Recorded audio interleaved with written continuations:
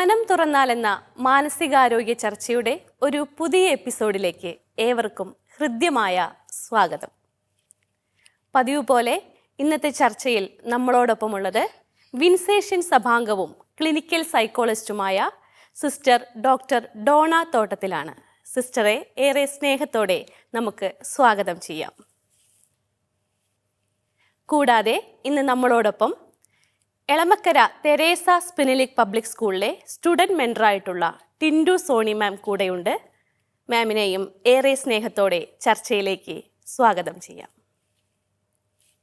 ഒരിക്കൽ കൂടി രണ്ടു പേർക്കും സ്വാഗതം പറഞ്ഞുകൊണ്ട് നമുക്ക് ചർച്ചയിലേക്ക് കടക്കാം.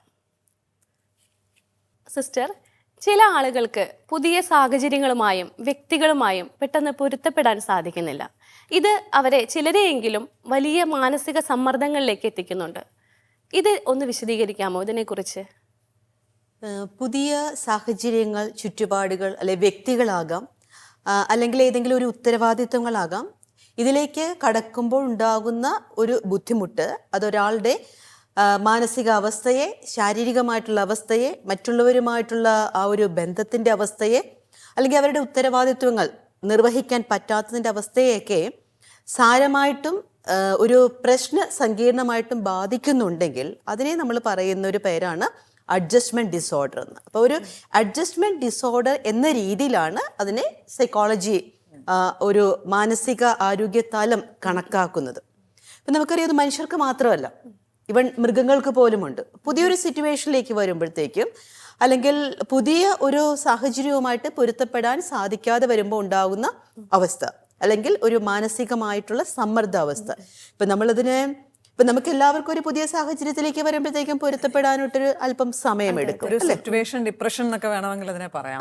അപ്പോൾ അങ്ങനെ ഒരു ചെറിയൊരു രീതിയിൽ ഉണ്ടാകുന്ന ഒരു മാറ്റമാണ്. അത് സാരമായിട്ട് നമ്മുടെ ദൈനംദിന ജീവിതത്തെ ബാധിക്കുന്നില്ല എങ്കിൽ ഒരിക്കലും നമുക്കതിനെ ഒരു അഡ്ജസ്റ്റ്മെന്റ് ഡിസോർഡർ എന്നോ അല്ലെങ്കിൽ അതൊരു മാനസിക സമ്മർദ്ദ അവസ്ഥയെന്നോ പരിഗണിക്കപ്പെടേണ്ടതായിട്ടുള്ളൊരു അവസ്ഥയെന്നോ നമുക്ക് പറയാൻ സാധിക്കില്ല. സാധാരണഗതിയിൽ നമ്മളിപ്പോൾ ഒരു പുതിയ ഒരു പൊസിഷനിലേക്ക് കിടക്കുന്നു, അല്ലെ കരിയറിന്റെ കാര്യങ്ങൾ മാറുന്നു, അല്ലെങ്കിൽ ഇപ്പം ചില പ്രഗ്നൻസി ചിലപ്പോൾ ചിലർക്ക് അക്സെപ്റ്റ് ചെയ്യാൻ ബുദ്ധിമുട്ടാണ്. ഒരു ബേബീനെ എങ്ങനെ ടേക്ക് കെയർ ചെയ്യാൻ പറ്റത്തില്ല. അത് ഓർക്കുമ്പോൾ ഒരു ഭയങ്കര ടെൻഷൻ ഉണ്ടാവുന്നുണ്ട്. ചിലപ്പോൾ ചിലർക്ക് മാരേജ് ആയിരിക്കും ചിലപ്പം വിഷയം, ചിലർക്ക് ഹസ്ബൻഡിന്റെ ഫാമിലിയിലോട്ട് പോകേണ്ട സമയത്ത് ഇത് എങ്ങനെ, അങ്ങനത്തെ. അപ്പം ചിലപ്പം ആദ്യത്തെ ഒരു നാളുകളിൽ കുറച്ച് സമ്മർദ്ദം ഉണ്ടാവുകയും പിന്നീട് അത് റെഡ്യൂസ് ചെയ്യപ്പെടുകയും ചെയ്യുവാണെങ്കിൽ നമ്മൾ ഇതിനെ ഡിസോർഡർ എന്ന് നമുക്ക് പറയാൻ പറ്റില്ലല്ലോ. ഇല്ല. ഇപ്പൊ അതിന് പ്രത്യേകമായിട്ടുള്ള കാറ്റഗറി ഉണ്ട്. അപ്പം അതായത് ഏതൊരു ട്രാൻസിഷൻ പീരീഡിനെയും ഈ ഒരു ട്രാൻസിഷൻ ആ ഒരു സ്റ്റേജിൽ ഉണ്ടാകുന്ന പ്രശ്നം അവരുമായിട്ട് അവരുടെ ജീവിതത്തിൻ്റെ വലിയ തീരുമാനങ്ങളുമായിട്ട്, അല്ലെങ്കിൽ ചെയ്ത് തീർക്കാൻ പറ്റാത്ത അവസ്ഥയുമായിട്ട് ഒരു പ്രശ്നം ഉണ്ടാവുകയും ആ ഒരു പ്രശ്നം 3 മാസത്തോളം ഒക്കെ അത് നീണ്ടു നിൽക്കുകയും പ്രൊലോങ് നിൽക്കുമ്പോഴാണ് നമ്മൾ അതിനെ ഒരു അഡ്ജസ്റ്റ്മെന്റ് ഡിസോർഡർ എന്ന് പറയുന്നത്. ഇപ്പൊ അതിൽ ശേഷം വരുന്ന പ്രോബ്ലംസിനെ നമ്മൾ അടുത്ത കാറ്റഗറിയിലേക്കാണ് സാധാരണ തിരിക്കാറുള്ളത്. ഇതുപോലുള്ള ഏതെങ്കിലും കേസുകളുമായി ബന്ധപ്പെട്ടുള്ള കാര്യങ്ങളൊക്കെ പറയാം. നമുക്ക് കൂടുതലും ക്ലിനിക്കുകളിൽ ലഭിക്കുന്നത് ഇങ്ങനെ അഡ്ജസ്റ്റ്മെന്റ് ഡിസോർഡർ കാര്യങ്ങളുമായിട്ടാണ്. അപ്പം അതിൻ്റെ ഒരു ലക്ഷണങ്ങൾ എന്ന് പറയുമ്പോഴത്തേക്കും സാധാരണയായിട്ട് ഒരു ഭയം, ഒരു ഉത്കണ്ഠ, അല്ലെങ്കിൽ ഒരു നിരാശ, അതായത് പ്രതീക്ഷയില്ലാത്ത എനിക്കിത് ചെയ്ത് തീർക്കാൻ പറ്റുമോ, എനിക്ക് ആ ഒരു കാര്യം നെക്സ്റ്റ് ഡേ പോയി ചെയ്യാനായിട്ട് സാധിക്കുമോ, അല്ലെങ്കിൽ അയാളുമായിട്ട് എനിക്ക് എങ്ങനെ പൊരുത്തപ്പെട്ട് പോകാനായിട്ട് സാധിക്കും, അങ്ങനെയുള്ളൊരു അമിതമായിട്ടൊരു ഉത്കണ്ഠ ഉണ്ടാകാം.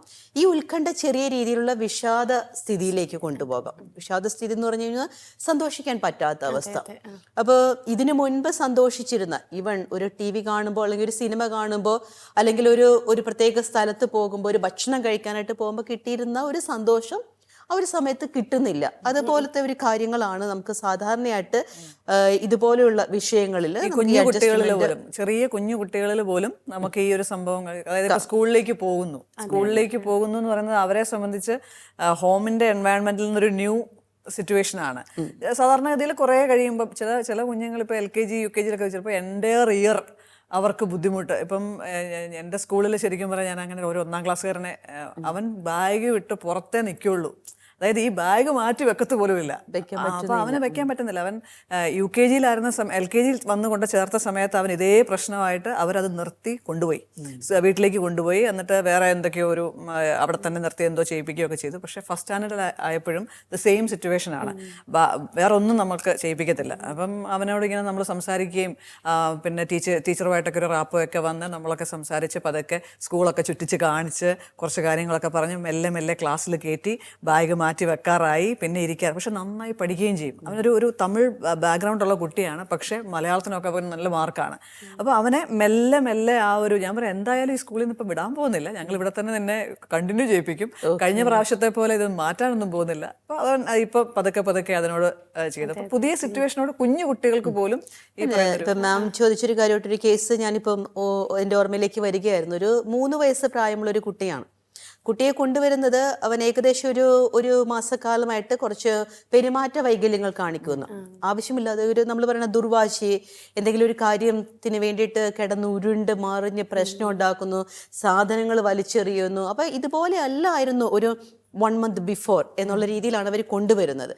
അപ്പോൾ നമ്മൾ നോക്കുമ്പോഴത്തേക്കും ശരിക്കും പെരുമാറ്റ വൈകല്യങ്ങൾ നമുക്ക് കാണാനായിട്ട് സാധിക്കുന്നുണ്ട്. പെരുമാറ്റ വൈകല്യങ്ങളുടെ എല്ലാ ലക്ഷണങ്ങളുമുണ്ട്. അപ്പം ഞാനിതിനെക്കുറിച്ച് എന്താണ്, ഇത് എപ്പോഴാണ് നിങ്ങൾ ശ്രദ്ധിക്കാനായിട്ട് തുടങ്ങിയത് എന്ന് ചോദിച്ചു കഴിഞ്ഞപ്പോഴത്തേക്കാണ് അവർ പറയുന്നത്, ഒരു 1 month മുൻപായിരുന്നു ഇവനെ നോക്കുന്ന ആൻറ്റി ആയ വീട്ടിൽ വേറെ ഒരു പുതിയൊരാൾ വന്നു. അപ്പം ഈ പുതിയൊരാൾ വന്നു കഴിഞ്ഞപ്പോഴത്തേക്ക് പുള്ളിക്കാരൻ അന്ന് കുഞ്ഞ് ചെയ്തതെന്ന് വെച്ചാൽ അമിതമായ കരച്ചിലായിരുന്നു. ഭക്ഷണം കഴിക്കുന്നില്ല, ഇങ്ങനെ ഇടപെടാതെ ഇങ്ങനെ കരഞ്ഞുകൊണ്ടിരിക്കുക. നമ്മൾ പറയത്തില്ല വിങ്ങിപ്പൊട്ടി കുഞ്ഞുങ്ങൾ കരഞ്ഞുകൊണ്ടിരിക്കുമല്ലോ. അപ്പോൾ ഒരു കരച്ചിൽ തുടങ്ങിക്കഴിഞ്ഞാൽ അത് നിർത്തുന്നില്ല. പക്ഷെ അവരത് സാരമായിട്ട് എടുത്തില്ല. അവർ പിന്നെയും രാവിലെ കുഞ്ഞിൻ്റെ 2 പേരും പാരൻസ് 2 പേരും ജോലിക്കാരാണ്. അപ്പോൾ 2 പേരും കുഞ്ഞിനെ നിർത്തിയിട്ട് പോകും. കുഞ്ഞ് കുറേ നേരം കരയും, കരഞ്ഞിട്ട് കിടന്നുറങ്ങും, തളർന്നുറങ്ങും. അപ്പോൾ ഈ ഒരു മാസം കൊണ്ട് കുഞ്ഞിൻ്റെ വെയിറ്റും റെഡ്യൂസായി, കാരണം ഭക്ഷണം നന്നായിട്ട് കഴിക്കുന്നില്ല.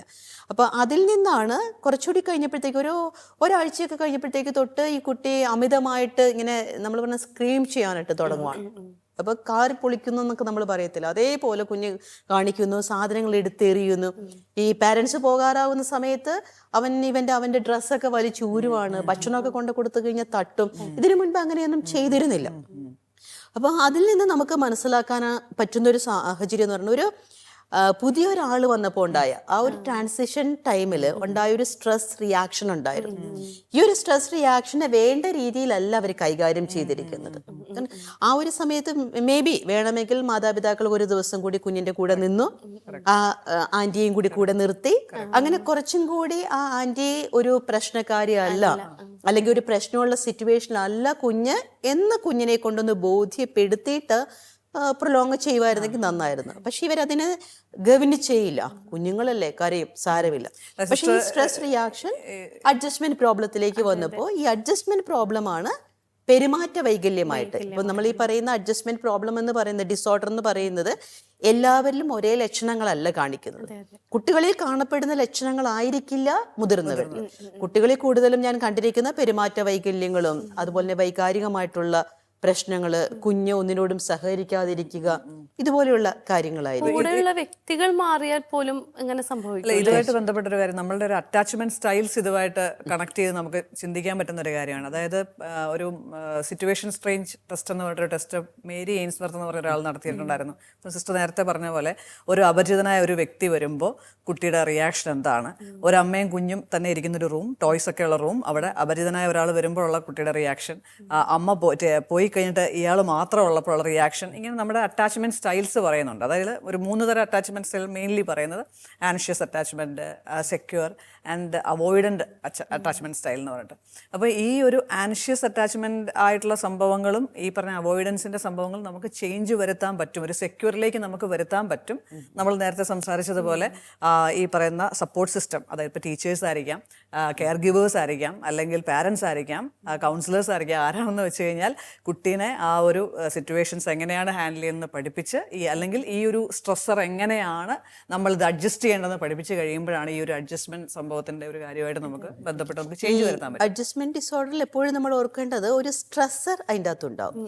സ്ട്രെസ്സർ എന്ന് പറഞ്ഞു കഴിഞ്ഞാൽ ഇയാളുടെ ഒരു സുഗമമായിട്ടുള്ള ജീവിതത്തിന് അല്ലെങ്കിൽ എളുപ്പമുള്ള ഒരു ജീവിതത്തിന് ബ്ലോക്ക് ചെയ്യുന്ന ഏതൊരു സംഗതിയെയും നമുക്ക് സ്ട്രെസ്സർ എന്ന് വിളിക്കാനായിട്ട് സാധിക്കും. അപ്പൊ ഈ ഒരു സ്ട്രെസ്സറിനെ എനിക്ക് മറികടക്കാൻ സാധിക്കില്ല എന്നൊരു തെറ്റായ ചിന്തയിൽ നിന്നാണ് ഈ ഒരു നിരാശയും അല്ലെങ്കിൽ വിഷാദവും ആങ്സൈറ്റിയും ഒക്കെ ഉണ്ടായി പോകുന്നത്. ഈ സ്ട്രെസ്സർ അവർ റിമൂവ് ചെയ്ത് കഴിഞ്ഞാൽ അവരത് ഓക്കെ ആവുന്നതും കണ്ടിട്ടുണ്ട്. അതായത് ഒരു കുറച്ച് നാളുകൾ കൊണ്ട് ആ സാധനം നമ്മൾ സെറ്റായി കഴിയുമ്പോൾ പിന്നെ അവര് നല്ല സ്മൂത്ത് ആയിട്ട് പോകുന്നതും കണ്ടിട്ടുണ്ട്. അഡ്ജസ്റ്റ്മെന്റ് വീട്ടിൽ നിന്ന് പുറത്ത് പഠിക്കാൻ പോകുന്ന, വിദേശത്തൊക്കെ പഠിക്കാൻ ഒത്തിരി കേസസ് അതുപോലെ വരുന്നത്. കാരണം ഒരു 10th 11th 12th ഒക്കെ വീട്ടിൽ നിന്ന് തന്നെ പഠിച്ചവര് പിന്നീട് ഒരു പ്രൊഫഷണൽ സ്റ്റഡീസിന് വേണ്ടി വീട്ടിൽ നിന്ന് പുറത്തേക്ക് ചെല്ലുമ്പോഴത്തേക്ക് അവരെ സംബന്ധിച്ചിടത്തോളം വീട്ടിൽ നിന്നുള്ളൊരു സപ്പോർട്ടിങ് സിസ്റ്റം ഇല്ല.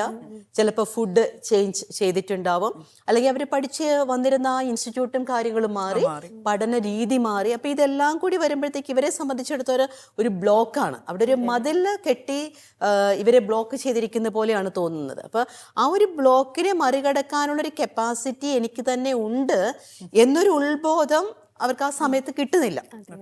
അതാണ് ഈ അഡ്ജസ്റ്റ്മെന്റ് പ്രോബ്ലത്തിലേക്ക് പോകുന്നത്. ഇനി ഈ അഡ്ജസ്റ്റ്മെന്റ് പ്രോബ്ലം നമ്മളത് വകവെക്കാതെ ഇരിക്കുന്നു, നോക്കാതെ ഇരിക്കുന്നുണ്ട് എങ്കിൽ അത് കുറച്ചുകൂടി നീണ്ടു പോയി കഴിഞ്ഞു കഴിഞ്ഞാൽ ചിലപ്പോൾ അതൊരു ഡിപ്രഷൻ, മൂഡ് ഡിസോർഡറിലേക്ക് വരെ പോകുന്ന ഒരു സ്ഥിതി നമ്മൾ കണ്ടിട്ടുണ്ട്. ഇപ്പോൾ വേറൊരു കേസ് ഞാൻ ഓർക്കുകയായിരുന്നു. ഒരു ന്യൂലി മാരീഡ് കപ്പിളാണ്. ഏകദേശം കല്യാണം കഴിഞ്ഞതിന് ശേഷം ഒരു 2 മാസമൊക്കെ കഴിഞ്ഞപ്പോഴത്തേക്കും ഈ ഹസ്ബൻഡിന്റെ ഭാഗത്തുനിന്ന് ഭാര്യയോട് പറയുവാണ്, നമ്മളിത് മുന്നോട്ട് പോകുമെന്ന് എനിക്ക് തോന്നണില്ല, നമുക്കൊന്ന് ഡിവോഴ്സ് ആയേക്കാം, നമുക്ക് ഇനി പറ്റില്ല, എനിക്ക് പറ്റുന്നില്ല. അപ്പം അതിൻ്റെ ഒരു കാര്യങ്ങൾ അദ്ദേഹം പറയുന്നത്, എനിക്ക് ജോലിക്ക് ചെന്ന് കഴിഞ്ഞാൽ ഈ വിവാഹത്തിന് ശേഷം ഭാര്യയുടെ വീട്ടിലേക്കാണ് ഈ ഭർത്താവ് മാറി താമസിക്കുന്നത്. കാരണം അങ്ങനെ ഒരു സിറ്റുവേഷൻ ആയിരുന്നു. പക്ഷെ അത് വിവാഹത്തിന് മുൻപ് തന്നെ അവർ പറഞ്ഞ് എഗ്രിമെന്റ് ചെയ്തിരുന്നൊരു കാര്യമായിരുന്നു. പക്ഷേ പുതിയൊരു സിറ്റുവേഷനിലേക്ക് ചെല്ലുന്നു, അവിടുത്തെ പുതിയ സംസ്കാരം, പുതിയ ആൾക്കാര്, അപ്പൊ അതോടൊപ്പം തന്നെ ഭാര്യയുമായിട്ടുള്ളൊരു ജീവിതം പുള്ളിക്കത് ഉൾക്കൊള്ളാനായിട്ട് സാധിക്കുന്നില്ല. അപ്പം ഓഫീസിലേക്ക് ചെന്ന് കഴിയുമ്പോഴത്തേക്കും ഓഫീസിലെ വർക്കുകളിനേക്കാൾ കൂടുതലായിട്ട് പുള്ളി ചിന്തിക്കുന്നത്, ഇന്ന് വൈകുന്നേരം ഞാൻ ചെന്നിട്ട് എന്താ പറയേണ്ടത്, എന്താ ചെയ്യേണ്ടത്, ഞാൻ എൻ്റെ സാധനങ്ങളൊക്കെ എവിടെയാണ് കൊണ്ട് വെക്കേണ്ടത്. അതായത് പുള്ളിക്ക് ഭയങ്കരമായ ഒരു അപരിചിതത്വം ഭാര്യയുടെ വീട്ടിൽ അനുഭവപ്പെടുകയാണ്. പക്ഷേ ഭാര്യയുടെ വീട്ടുകാർ നല്ല രീതിയിൽ, നമ്മൾ പറയത്തില്ല പൊന്നുപോലെയാണ് നോക്കുന്ന, പുതിയ മരുമകനല്ലേ, അപ്പൊ നല്ല രീതിയിലാണ് നോക്കുന്നത്. പക്ഷെ അത് മനസ്സിലാക്കാനായിട്ട് പുള്ളിക്ക് സാധിക്കുന്നില്ല. അതുപോലെ തന്നെ പുതിയൊരാളുമായിട്ട് ജീവിക്കുമ്പോഴത്തേക്കും പുള്ളി ചെയ്യുന്നതൊക്കെ, അയ്യോ ഞാൻ ചെയ്യുന്ന എന്തെങ്കിലും തെറ്റുകൾ അവൾ കണ്ടുപിടിച്ചാലോ, അല്ലെ ഞാൻ റൂമെല്ലാം നീറ്റ് ആക്കിയിട്ടിട്ടാണോ പോന്നിരിക്കുന്നത്. അപ്പൊ അങ്ങനെ ഒരു ആങ്സൈറ്റി പുള്ളിക്ക് വരുന്നു. പുള്ളിക്ക് ഒന്നിലും സന്തോഷിക്കാൻ പറ്റുന്നില്ല. ഓഫീസിൽ നിന്ന് വരുന്നു, നേരെ റൂമിലേക്ക് കയറുന്നു, മൂടി പൊതച്ച് കിടന്നുറങ്ങുന്നു. അപ്പൊ ഈ ഒരു കാര്യം കണ്ടു കഴിഞ്ഞപ്പോൾ വൈഫ് ചോദിച്ചത്, എന്താ ഇങ്ങനെ ചെയ്യുന്നത്? അപ്പൊ വൈഫ് കംപ്ലൈന്റ് ചെയ്യാനായിട്ട് തുടങ്ങി, നിങ്ങൾക്ക് എന്തെങ്കിലും മാനസിക പ്രശ്നമുണ്ടോ? അപ്പൊ ഇതുകൂടി ചോദിച്ചു കഴിഞ്ഞപ്പോഴത്തേക്ക് പുള്ളിക്ക് വല്ലാത്തൊരു വിമിഷ്ടമായി. പക്ഷേ പുള്ളി വൈഫിന്റെ വീട്ടിൽ നിന്ന് സ്വന്തം വീട്ടിലേക്ക് 1-2 ദിവസത്തേക്കൊക്കെ വീക്കെൻഡുകളിൽ വരും. ആ ഒരു സമയത്ത് പുള്ളി ടോട്ടലി കാമാണ്. പുള്ളി പറയണത്, എൻ്റെ വീട്ടിൽ വരുമ്പോഴാണ് സിസ്റ്റർ ഞാൻ ശരിക്കും ഒന്ന് ശ്വാസം വിടുന്നത്. അപ്പൊ അത്രയേറെ ഒരു സഫക്കേഷൻ അവിടെ അനുഭവിക്കുകയാണ്. അപ്പൊ ഇത് അനുഭവിക്കുമ്പോഴത്തേക്ക് പുള്ളിക്കാരനൊരു സബ്ജക്റ്റീവ്ലി, അതായത് അദ്ദേഹത്തിന് തന്നെ മനസ്സിലാകുന്നുണ്ട്, ഞാൻ ഇതുപോലെ മുന്നോട്ട് പോയി കഴിഞ്ഞു കഴിഞ്ഞാൽ ഞാൻ ഓരോ ദിവസവും ഇങ്ങനെ ഡിപ്രസ്ഡ് ആയിക്കൊണ്ടിരിക്കുകയാണ്. ഇവൻ ആത്മഹത്യയെ കുറിച്ച് പോലും ചിന്തിച്ചു എന്നാണ് പറയുന്നത്. ഓക്കെ, എന്തിനാ? കാരണം എനിക്ക് പെട്ടെന്ന് ഒരു വൈഫിനോട് എനിക്ക് നോ പറഞ്ഞാൽ ഡിവോഴ്സ് ചെയ്ത് പോകാൻ പറ്റില്ല. കാരണം സൊസൈറ്റി, ഫാമിലി അത് സമ്മതിക്കില്ല. പിന്നെ രക്ഷപ്പെടാൻ പറ്റുന്ന മാർഗം ഇതാണ്. അതുകൊണ്ട് തന്നെ പുള്ളി റാഷ് ഡ്രൈവിങ്ങും കാര്യങ്ങളൊക്കെ ചെയ്തിട്ടുണ്ട്. ചില സമയത്ത് ഇത്രയും ഈ ഒരു ടെൻഷൻ കയറി വരുമ്പോഴത്തേക്ക് റോഡിലൂടെയാണ് പോണേന്ന് പോലും വിചാരിക്കാറില്ലെന്നാണ് പറയുന്നത്. കൂടുതലും സ്ത്രീകളിലാണ് നമ്മൾ കാണുന്നത്. പക്ഷെ അതുകൊണ്ടാണ് ഞാൻ പെട്ടെന്ന് പീരീഡ്സ് വരുന്നതിന് മുന്നേ തന്നെ അത് ഓർത്ത് ടെൻഷൻ അറിയാതെ പീരീഡ്സ് വരുന്നു എന്നുള്ള കാര്യം ഭയങ്കരമായിട്ട് മൂഡിൽ, അങ്ങനെ തന്നെ ഡിസോർഡേഴ്സ് തന്നെ ഉണ്ട്.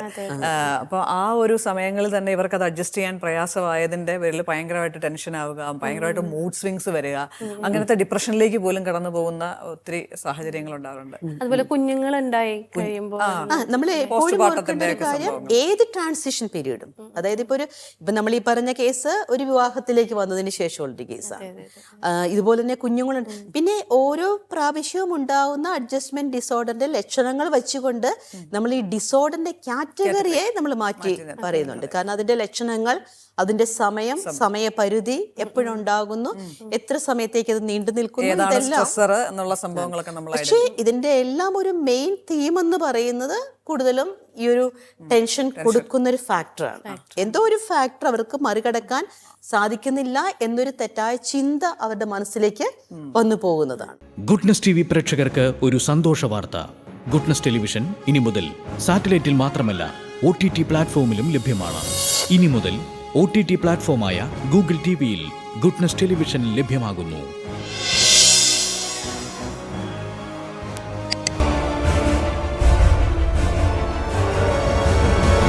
Goodness. Stay with God. നമ്മൾ കുഞ്ഞുനാളിലെ തൊട്ടേ ആണെങ്കിലും ഈ സ്കൂൾ ടൈമിലൊക്കെ ചില കുട്ടികൾക്കൊക്കെ എന്ന് പറയാൻ അവർക്ക് എല്ലാം പഠിച്ചു, പക്ഷേ എക്സാമിൻ്റെ ഹോള് ഓർക്കുമ്പം അല്ലെ എക്സാം ഹോളിൽ വന്നിരുന്ന് കഴിയുമ്പം പിന്നെ വായിച്ചു കഴിയുമ്പോൾ ഒന്നും കിട്ടുന്നില്ല. അപ്പം ഈ ചേഞ്ച് എടുക്കാൻ നമ്മൾ കുഞ്ഞുനാളിൽ മുതലേ പഠിക്കുന്ന ഒരു സംഭവം നമുക്കുള്ളത് വളരെ നല്ലതായിരിക്കും. കാരണം എന്തായാലും നമ്മൾ ഡിഫറെൻറ്റ് സിറ്റുവേഷൻസിലൂടെ പോകും. അപ്പം ഇങ്ങനെയുള്ള കുട്ടികളെയൊക്കെ നമ്മൾ ചിലപ്പോൾ ആണെങ്കിൽ അവർക്കൊന്ന് ഇങ്ങനെ നിങ്ങളൊന്ന് വിഷ്വലൈസ് ചെയ്തേ, നീ രാത്രി കിടക്കുന്നതിന് മുന്നേ നീ ഒന്ന് വിഷ്വലൈസ് ചെയ്തേ, നീ എക്സാം ഹാൾ ഓർക്ക്, അപ്പോഴേക്ക് ടീച്ചർ കടന്നു വരുന്നു, അപ്പോൾ ക്വസ്റ്റ്യൻ പേപ്പർ തരുന്നു, നീ ക്വസ്റ്റ്യൻ വായിക്കുന്നു, നീ ഒന്നും കൂടെ വളരെ കാമായിട്ട് വായിക്കുന്നു, അല്ലെങ്കിൽ നീ ഒരു ബ്രീത്തിങ് എക്സസൈസ് കഴിഞ്ഞിട്ട് നീ വായിച്ച് നീ കാമായിട്ട് വായിച്ച് കഴിയുമ്പോൾ നിനക്ക് കിട്ടും, നീ ഓരോന്ന് എഴുതും, ഇത് നീ റിപ്പീറ്റഡ്ലി വിഷ്വലൈസ് ചെയ്യുക. അപ്പം ഇങ്ങനെ ചെയ്ത് വിഷ്വലൈസ് ചെയ്തിട്ട് കുഞ്ഞുങ്ങൾ പിന്നെ മെല്ലെ മെല്ലെ ആ ആൻസൈറ്റി കുറഞ്ഞ് നമ്മളതിനെ ഒരു സിസ്റ്റമാറ്റിക് ഡീസെൻസിറ്റൈസേഷൻ എന്ന് പറയുന്ന ഒരു തെറാപ്പി സിസ്റ്റമാണത്. അപ്പോൾ ഈ ഒരു കാര്യത്തിലൂടെ അവർ ഓരോ സ്റ്റെപ്പുകൾ നമ്മൾ പറയത്തില്ല ഒരു സ്റ്റെയർ കേസ് കയറുന്നത് പോലെ, അതായത് നമുക്കൊരു ടെൻഷൻ ഉണ്ടാകുമ്പോൾ നമുക്കൊരു കാര്യത്തെ അഡ്ജസ്റ്റ് ചെയ്യാൻ പറ്റാതെയൊക്കെ വരുമ്പോഴത്തേക്ക് നമുക്ക് ചെയ്യാൻ പറ്റുന്ന, നമുക്ക് സബ്ജക്റ്റീവിൽ നമുക്ക് തന്നെ ചെയ്യാൻ പറ്റുന്ന ഒരു കാര്യമാണിത്. ഓക്കെ, അപ്പം അതേപോലെ തന്നെ വിഷ്വലൈസ് ചെയ്യുമ്പോൾ നമുക്ക് ഏറ്റവും പ്രിയപ്പെട്ടവർ നമ്മുടെ കൂടെയുണ്ട്, അല്ലെങ്കിൽ നമ്മുടെ കൂടെ ദൈവമുണ്ട്, നമ്മൾ വിശ്വസിക്കുന്ന ആ ഏതെങ്കിലും രീതിയിലുള്ളൊരു ആത്മീയമായിട്ടുള്ള ഒരു സംവിധാനം അല്ലെങ്കിൽ ഒരു പ്രസൻസ് നമ്മുടെ കൂടെ ഉണ്ടെന്നൊക്കെ പറയുമ്പോഴത്തേക്കും നമ്മൾ അതിനെ മറികടന്ന് വരികയാണ്. ഈ ചില കുട്ടികളെങ്കിലും അവർ ചെയ്യുന്ന ഓരോ സബ്ജക്റ്റിനും സെയിൻസിനെ ഒക്കെ അലോട്ട് ചെയ്ത് കാവൽമാലാഖമാരെയൊക്കെ അലോട്ട് ചെയ്ത് കാവൽമാലാഖ എൻ്റെ കൂടെ ഇരിപ്പുണ്ട്, എക്സാമിൻ്റെ ടൈമിൽ എൻ്റെ അടുത്തിരിപ്പുണ്ട് എന്നൊക്കെ അങ്ങനെ വിഷ്വലൈസ് ചെയ്ത് ഇതിനെ മറികടക്കുന്ന കുഞ്ഞുങ്ങളുണ്ട്. തീർച്ചയായും കുഞ്ഞിലേ ഇത് പഠിപ്പിക്കുന്ന തോന്നുന്നു അല്ലെ, പുതിയ സാഹചര്യങ്ങളുമായിട്ട് പൊരുത്തപ്പെടാൻ. ഈ അഡ്ജസ്റ്റ്മെന്റ് ഡിസോർഡറിന്റെ അപ്പോൾ പല സ്കൂൾ ഓഫ് സ്റ്റഡീസും പല ഡിഫറെൻ്റ് ആയിട്ടുള്ള അപ്രോച്ചസ് ആണ് ഉപയോഗിക്കുന്നത്. ഇപ്പോൾ സൈക്കോ അനലിറ്റിക്ക തിയറിയിൽ കൂടുതൽ പറയുമ്പോഴത്തേക്കും ഒരു സബ് കോൺഷ്യസ് മൈൻഡിൻ്റെ അല്ലെങ്കിൽ അൺകോൺഷ്യസ് മൈൻഡിൻ്റെ ഒരു കോൺഫ്ലിക്റ്റ് കാര്യങ്ങൾ പറയുന്നുണ്ട്. ബിഹേവിയറിസ്റ്റ് സ്കൂൾ ഓഫ് സൈക്കോളജിയിൽ പറയുമ്പോഴത്തേക്കും അവർ കണ്ടതും കേട്ടതുമായിട്ടുള്ള സാഹചര്യങ്ങളിൽ നിന്ന് പഠിച്ചു. അതായത് വേറൊരാള് ബുദ്ധിമുട്ടുന്നത് കാണുന്നു, ഒരു പുതിയ സാഹചര്യത്തിലേക്ക് വരുമ്പോൾ ഇങ്ങനെയൊക്കെ ബുദ്ധിമുട്ടുന്നത് കാണുന്നു, അപ്പം നാച്ചുറലി അവർക്കും അങ്ങനെ ഒരു ബുദ്ധിമുട്ട് അനുഭവപ്പെടുന്നു. അപ്പം അങ്ങനെ ഓരോ തിയറീസും അതിൻ്റെതായിട്ടുള്ള ഒരു സ്റ്റഡീസ് പറയും. ഈ സ്ത്രീകളുടെ കേസിലാണെങ്കിലും അവർക്ക് സോഷ്യൽ മീഡിയയുടെ ഇൻഫ്ലുവൻസ് ഇത് ഭയങ്കരമായിട്ടും ഈ ഡിപ്രഷനെ കൂട്ടാനായിട്ടാണ് കൂടുതലും ശ്രമിച്ചിട്ടുള്ളത്. കാരണം സിമിലർ ആയിട്ടുള്ള ഇപ്പോഴത്തെ ഡിസ്കഷൻസ് മുഴുവൻ പോകുന്നത് ഇപ്പം വിവാഹം കഴിക്കുമ്പം ഏതാണ്ട് വലിയൊരു റെസ്പോൺസിബിലിറ്റിയിലേക്ക് പോകുന്നു, അതൊരു ഭയങ്കര ബേർഡനാണ്, അല്ലെ കുട്ടികൾ ഉണ്ടാകുക എന്ന് പറഞ്ഞാൽ ഇതൊക്കെ നമ്മളുടെ തലയിലും. അപ്പം ശരിക്കും പറഞ്ഞാൽ നമ്മളുടെ ഒരു ജെനുവിൻ ഒരു ഫെമിനിൻ ആയിട്ടുള്ള ഒരു സംഭവത്തിനെ ക്വാളിറ്റിയെ ഡീഗ്രേഡ് ചെയ്യുന്ന ഒരു സംഭവം അല്ലാതെ അതിപ്പം മാൻഹുഡിൻ്റെ സംഭവത്തിലുണ്ട്. അതായത് ഇപ്പോൾ ടോക്സിക് ഫെമിനിൻ സംഭവം അല്ലെങ്കിൽ ടോക്സിക് മസ്കുലിനിറ്റി എന്നൊക്കെ പറയുന്ന സംഭവങ്ങളുണ്ട്. അപ്പോൾ പലരും വന്നിട്ട് ഷെയർ ചെയ്യുന്നു, നമ്മൾക്ക് ഫ്രീഡം വേണം, this is your life, my freedom അല്ലെങ്കിൽ മൈ ലൈഫ് എന്നൊക്കെയുള്ള സംഭവങ്ങളും അങ്ങനത്തെ കാര്യങ്ങളൊക്കെ പോകുന്നു. പക്ഷേ അത് ശരിക്കും പറഞ്ഞൊരു ഒളിച്ചോട്ടം പോലെയാണ്. എന്തായാലും നമ്മളുടെ ഒരു സ്ത്രീത്വം അല്ലെങ്കിൽ നമ്മളുടെ ഒരു പുരുഷത്വം എന്ന് പറയുന്നത് വളരെ ഗ്ലോറിഫൈ ചെയ്ത് നല്ല സൂപ്പറായിട്ട് നമുക്ക് മുന്നോട്ട് പോകാൻ പറ്റുന്ന ഒരു കാര്യമാണ്. അത് കൂടുതൽ ഭയപ്പെടുത്തുകയും കൂടുതൽ റെസ്പോൺസിബിലിറ്റിയിൽ നിന്ന് വിത്ഡ്രോ ചെയ്യാനുള്ള ഒരു കാര്യമായിട്ട് വരും. എനിക്ക് ഈ അഡ്ജസ്റ്റ്മെന്റ് സാധനമായിട്ട് ബന്ധപ്പെട്ട് പോലും പേടിക്കുന്ന ഒരു ഈ പറഞ്ഞൊരു കാര്യത്തിൻ്റെ അകത്ത് നമ്മൾ മനസ്സിലാക്കേണ്ടത്, അതായത് പുറമേ നിന്ന് നോക്കി ഒബ്ജക്റ്റീവില് നമ്മൾ കുറച്ച് ഗ്ലോബലൈസേഷൻ്റെ ഭാഗമായിട്ടോ അല്ലെങ്കിൽ കുറച്ചുകൂടി ഒരു കമേഴ്ഷ്യലൈസേഷൻ്റെ ഭാഗമായിട്ടൊക്കെ വരുന്ന കുറേ കാര്യങ്ങളുണ്ട്. അതായത് നമ്മൾ പറയുന്ന ആവശ്യമില്ലാത്ത പൊടിപ്പും തൊങ്ങലുകളൊക്കെ വെച്ച് മനുഷ്യരെ പേടിപ്പിക്കുന്ന ഒരു കാര്യം. ഇപ്പം ഇതുപോലെ തന്നെ പ്രധാനപ്പെട്ട ഒരു കാര്യമാണ് കുട്ടികളുടെ ഫൈനൽ എക്സാംസ്, അല്ലെങ്കിൽ അതുപോലെ ഈ 10th ക്ലാസ്സിലെ എക്സാംസ് അല്ലെങ്കിൽ 12th എക്സാംസ്, പബ്ലിക് എക്സാംസ്, അതിനെയൊക്കെ വേറൊരു തലത്തിലേക്കാക്കി അതിനെ നമ്മൾ പറയുന്നത് ഐഡന്റിഫൈ ചെയ്ത് അതിനെ പേടിപ്പിക്കുന്ന ഒരു ഫിഗറിലേക്ക് ആക്കി വെച്ചിരിക്കുന്നു. അതുമെല്ലാം ഈ അഡ്ജസ്റ്റ്മെന്റ് പ്രോബ്ലംസ് ഉണ്ടാകാനായിട്ട് നമ്മൾ പറയുന്ന ആന്റിസിപ്പേഷൻ ഫിയർ എന്ന് പറയും.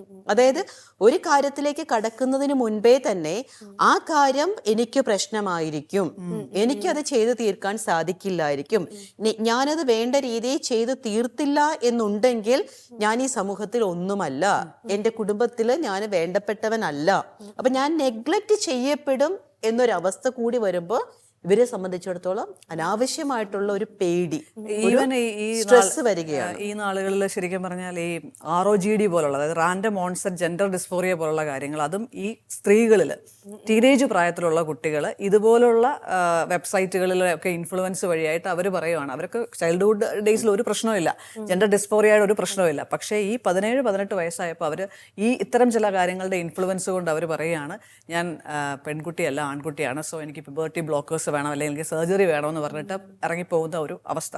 അപ്പോൾ ഇതിൻ്റെയൊക്കെ ഒരു വേറൊരു റീസൺ അവർ നോക്കുമ്പോഴത്തേനും ഇവർക്ക് ഡിപ്രഷൻ, ഈ ആൻസൈറ്റി, അഡ്ജസ്റ്റ്മെന്റ് പ്രോബ്ലം പോലത്തെ കാര്യങ്ങൾ ഉണ്ടായിരുന്നു. അപ്പം ഇങ്ങനത്തെ ഒരു സോഷ്യൽ മീഡിയയുടെ ഒരു നെഗറ്റീവ് ഇൻഫ്ലുവൻസും നമ്മളെ കൂടുതലായിട്ട്. പിന്നെ നമ്മൾ മനസ്സിലാക്കേണ്ട ഒരു കാര്യം, നമ്മൾ ആദ്യമേ പറഞ്ഞതുപോലെ തന്നെ ഏതൊരു സംവിധാനത്തിലേക്കും ഏതൊരു സാഹചര്യത്തിലേക്കും, ഇപ്പോൾ തൊഴിൽ രംഗങ്ങളായിരിക്കാം, അല്ലെ നമ്മൾ പഠിക്കുന്ന രംഗങ്ങളായിരിക്കാം, അല്ലെ പുതിയ ഒരു ജീവിത ഉത്തരവാദിത്വമായിരിക്കാം, ഒരു വിവാഹ ജീവിതത്തിലേക്ക് വരുന്നു, അല്ലെങ്കിൽ ഒരു സമർപ്പണ ജീവിതത്തിലേക്ക് വരുന്നു, അല്ലെങ്കിൽ ഒരു കുടുംബജീവിതത്തിൻ്റെ വേറൊരു ഭാരിച്ച ചുമതല ഏറ്റെടുക്കേണ്ടതായിട്ട് വരുന്നു, അല്ലെങ്കിൽ ഒരു ലവ്ഡ് വണ്ണിൻ്റെ അല്ലെങ്കിൽ നമ്മുടെ ഒരു ജീവിത പങ്കാളി നഷ്ടപ്പെടുന്നതായിരിക്കാം. അപ്പം ഇങ്ങനെയുള്ള സാഹചര്യങ്ങളിലെല്ലാം സ്വാഭാവികമായിട്ടും ഒരു മനുഷ്യൻ കടന്നു പോകുന്നതാണ് ഈ ടെൻഷൻ എന്ന് പറയുന്നത്.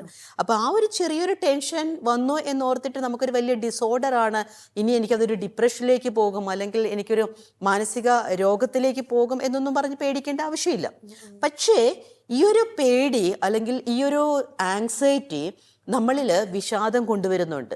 നമുക്ക് ഒരു രീതിയിൽ മുന്നോട്ട് പോകാനായിട്ട് സാധിക്കുന്നില്ല, അനുദിന ജീവിത കർത്തവ്യങ്ങൾ നിർവഹിക്കാനായിട്ട് സാധിക്കുന്നില്ല.